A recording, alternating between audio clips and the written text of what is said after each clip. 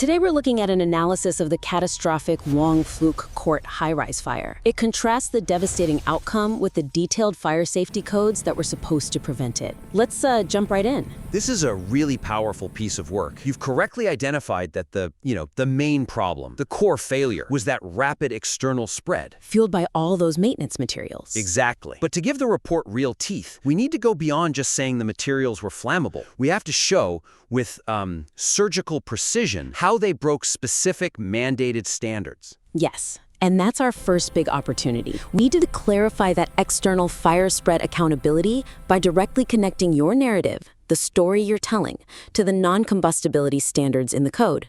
Right. The discussion about the green safety netting, the polystyrene foam. It has to be quantified. Yes. Because right now, the weakness is that the material is a little soft.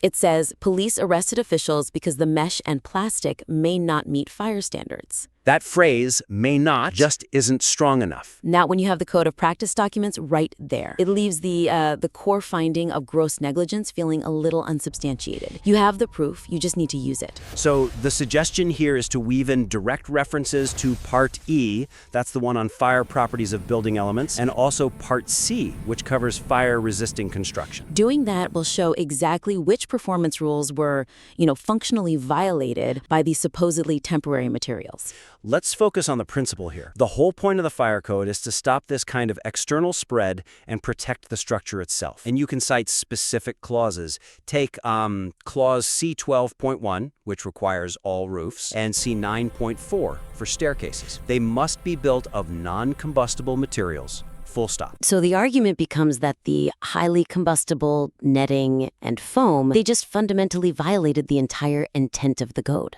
Precisely. They created an immediate, severe external hazard. It's like they turned the outside of this high-rise into one giant, continuous fuel source. And that's a powerful point. We're not saying the netting needed to be stainless steel or something. No, of course not. But it completely failed the basic principle of non-combustibility that was meant to protect the building. And you can take it further. Reference clause E12.1 on external facades. Right, and you can pair that with the really high standard from E10.2, the one for integrated systems. The Class A 2-S1 D0 minimum. Exactly. That establishes a really high benchmark for any external component. It shows how seriously the code takes fire resistance, even for things attached to the building. That standard, A2, S1, D0. It's incredibly stringent. It means limited combustibility. So when you put that next to, basic plastic netting, it just highlights the sheer scale of the failure. It really does. But let's look past just the material itself for a second and talk about how it spread so fast. That chimney effect you mentioned. That connection is vital. How did the scaffolding and the netting actually work together to defeat the building's own safety features? That's the key. The report should analyze that rapid vertical spread by referencing clause C5.3 and diagram C1. Those are the sections on fire resistance rating, the FRR. Yes. They mandate strict protection and separation distances for external walls. What the scaffolding and netting did was create a continuous path for the fire. It nullified those critical fire stops between floors. So the temporary setup basically bridged all the fire separation zones.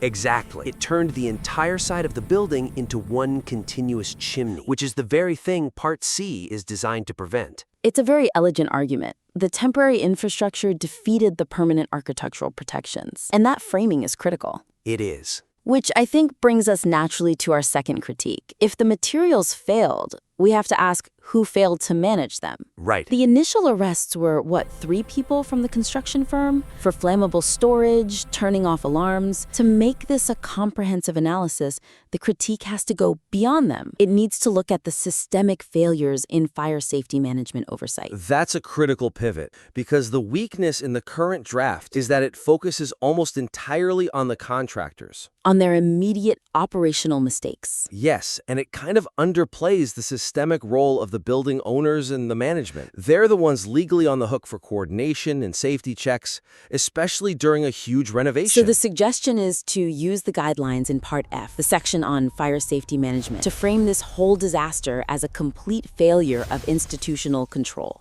A failure of compliance enforcement over that entire year-long repair period. This is how we connect the physical tragedy to the failures in oversight. I mean, for a concrete example, let's just start with the fire alarm. The fact that it was reportedly turned off intentionally, it's just catastrophic. And we need to link that directly to the requirement under Performance Requirement F1. That all fire safety provisions have to be kept in good working order. Exactly. When you make that link, it transforms the act from, a crime by a few workers into a clear, documented failure of mandated management oversight. They failed to protect the building's most basic safety systems. And that failure is written right into the regulations. You should focus on Clause F5.6. The one specifically about alterations, additions, renovation, and repair works? That one. The analysis should just argue very explicitly that management failed to ensure the required precautions were taken. The evidence is all there. Means of escape were blocked, flammable materials were stored, just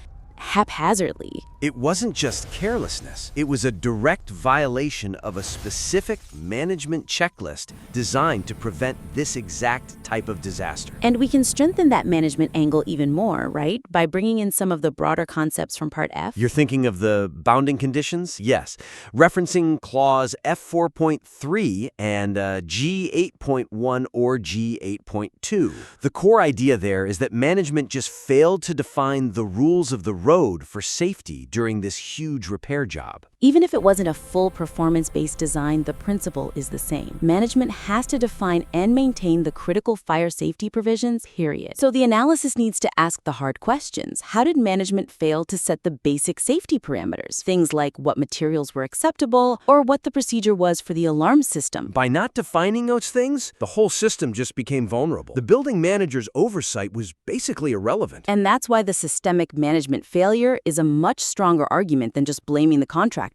It shows the failure cascaded from the top down. Which leads perfectly into our third point. It does. It touches on the problems the emergency responders faced. The report needs to use the tragic challenges the firefighters had, the lack of firm ground for ladders, the operational difficulties, to really scrutinize the functional compliance of the means of access design. Right now, you capture that narrative really well. The ladders being too short, the unstable ground, the dilemma with the helicopters. But it's presented as a series of isolated, unfortunate facts. Exactly. They need to be framed as direct indicators of potential design deficiencies in the original Emergency Vehicular Access, the EVA. So the suggestion is to analyze whether those on-site constraints, the access roads, the ground stability, whether they compromise the objectives laid out in Part D of the code. The part that specifies access for that huge 30,000 kilogram fire appliance. Right. The focus shouldn't just be the ladder was too short. It should be the site design prevented the right equipment from being used as the code requires. And we need to make that connection totally explicit. Cross-reference the reports about not being able to extend the ladder's supporting legs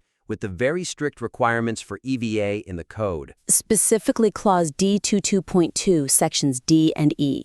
Yes, those demand safe and unobstructed access for heavy fire vehicles and, crucially, that they can serve a major facade from within 10 meters horizontally. And the key phrase there is safe operation. If the ground conditions, maybe because of landscaping or paving, stop the truck from stabilizing its outriggers inside that 10-meter zone, then the means of access failed as performance requirement. The building might have technically had a road, but it functionally failed the test. And let's not shy away from the ultimate tragic consequence here. The death of firefighter Ho Wai-ho. His death directly contradicts the functional statement A2.2A4, which says fire safety provisions should facilitate firefighting and rescue by fire services personnel. We have to argue that this fatality is the ultimate, heartbreaking metric of a systemic failure in the means of access. When the system fails to protect the rescuers, it has fundamentally failed its highest duty. We should also briefly touch on the internal systems that failed. Good point. It reinforces that multiple layers of safety were just overcome. According to Clause D15.6, firefighting and rescue stairways are supposed to be located no more than 60 meters from any part of the floor. So the analysis should ask, how did the extreme heat and that rapid external spread defeat that redundancy so quickly? It suggests the internal access systems failed almost immediately.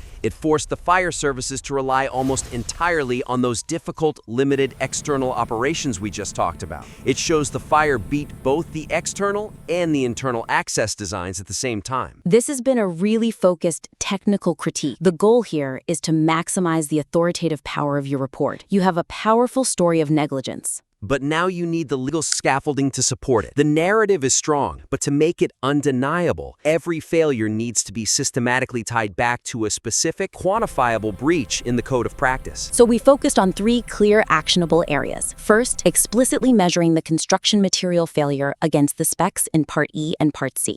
Show how temporary materials nullified permanent design goals. Second, broaden the critique of negligence. Address the required management and institutional oversight from Part F. Shift the focus from a few contractors to a systemic failure to maintain safety during alteration work. And third, use the operational difficulties the firefighters face to interrogate the functional failure of the means of access provisions in Part D. Ask if the design truly facilitated the safe operation of that heavy equipment. If you implement these changes, this analysis will go from a strong report on negligence to a definitive technical indictment of systemic institutional failure. Which is exactly what a high-impact document like this needs. We welcome the opportunity to review the revised work.